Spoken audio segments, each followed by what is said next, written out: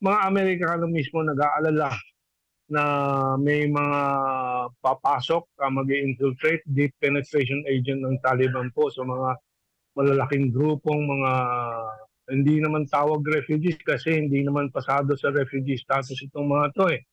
Evacuation tawag, yung iba, siyempre alam naman natin ng mga empleyado ito ng US Armed Forces. So kahit sa Amerika, alam nila yung peligro na mapasukan po itong mga Taliban na DPAs. Doon sa Amerika, marami ng negatibong reaction po sa mga immigrants at migrants.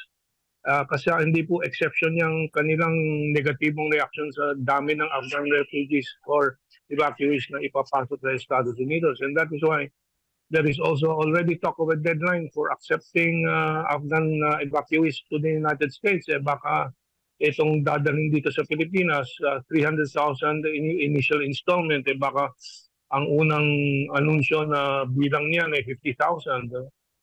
Baka nga maipit po rito, sadyang ipitin dahil baka yung nga sa Amerika at ituloy ni Trump yung pagpapatalsik ng mga migrants at pagpipigil po ng karagdagang migrants sa Estados Unidos.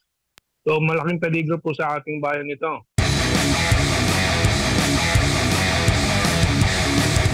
Usapan lang po natin itong pagdating ng nasa 300 Afghan nationals dito sa ating bansa. Ano ba ang masasabi po ninyo? Well, sa harap ko po, sa mga research na ginawa ko, meron ditong headline, and I don't know if you can see this, but ang headline po sa Voice of America mismo, did Taliban infiltrate Afghan evacuees to the United States? So, mga Amerikano mismo nag-aalala na may mga papasok, mag-infiltrate, deep penetration agent ng Taliban po sa mga malalaking grupong mga hindi naman tawag refugees kasi hindi naman pasado sa refugee status itong mga to eh. Evacuation tawag, yung iba, siyempre alam naman natin ng mga empleyado ito ng US Armed Forces. So kahit sa Amerika, alam nila yung peligro na mapasukan po itong mga Taliban na DPAs. Doon sa Amerika, marami ng negatibong reaction po sa mga immigrants at migrants.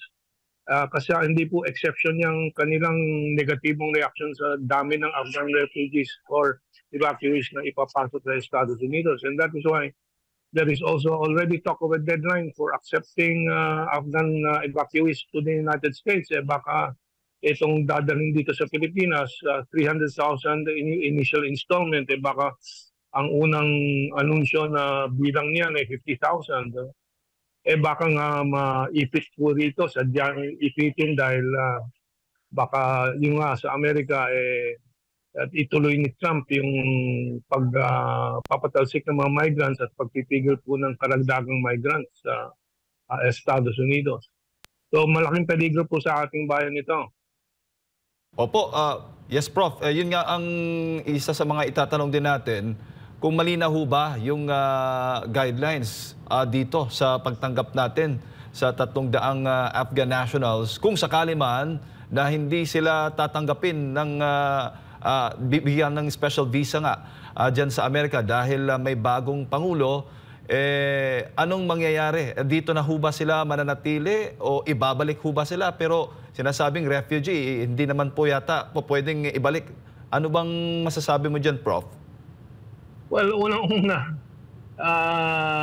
walang kasiguraduhan nga ang magiging patakaran ng Estados Unidos. Anumang guidelines ang i-issue nila, masusunod ba yan?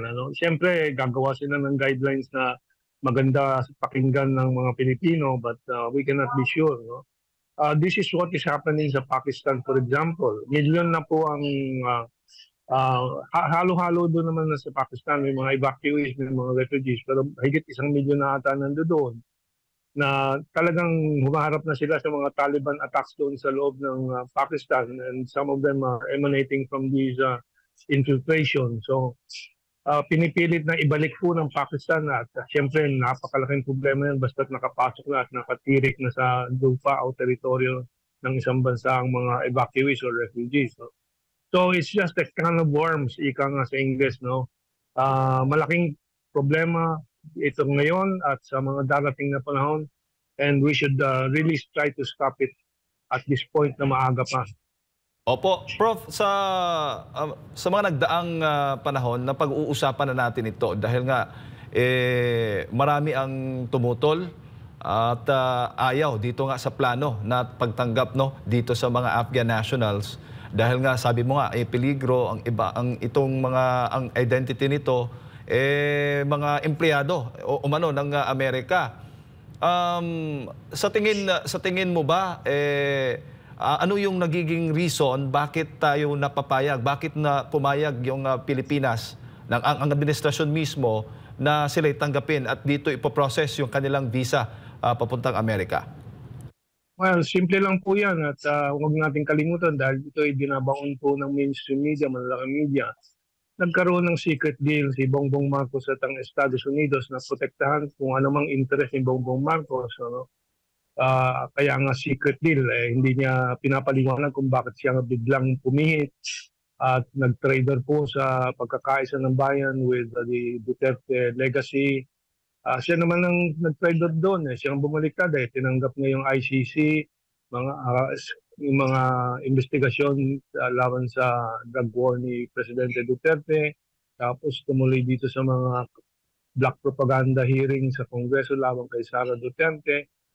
Utos yan ng mga Amerikano para mabiyak ang bayan natin po, magkagulo po at they can have their way.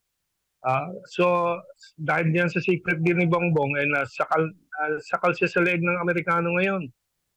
Lahat sinusunod, pati yung pagbibili po ng Typhoon missile na wala naman tayong kapera-pera, lumulobo ang ating utang, panlabas at panloob na national debt natin, almost 17 trillion na. Bibili pa ngayon ng Typhoon missile na kung ilang milyon dolyares kada isa. So wala na pong ibang paraan si Bongbong Marcos kundi sumunod lang dahil po naipit na talaga siya sa kanilang secret deal ng Amerikano. That is the reason why.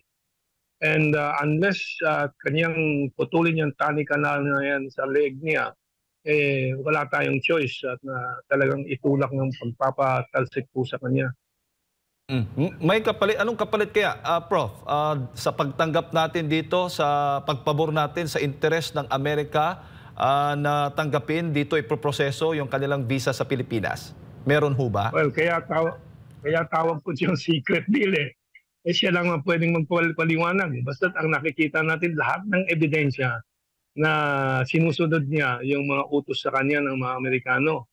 But of course, yung secret deal, alam ng halos lahat ng Pilipino, yung pagbabalik ng stolen wealth ng kanyang pamilya sa bulsa niya o aywan ko kung babalik sa pamilya o sarili niya at sa asawa niya o yung mga kasabot niya, sila Tambaloslos o sila Martin Lumo. I don't know who distribution po niyan, but that is what everybody believes, every Filipino knows na may usapan yan sa Amerikano kaya po nagpatali yan sa leeg. So ayan ang quid pro quo, yan ang exchange nila, yan ang palitan nila ng pabor.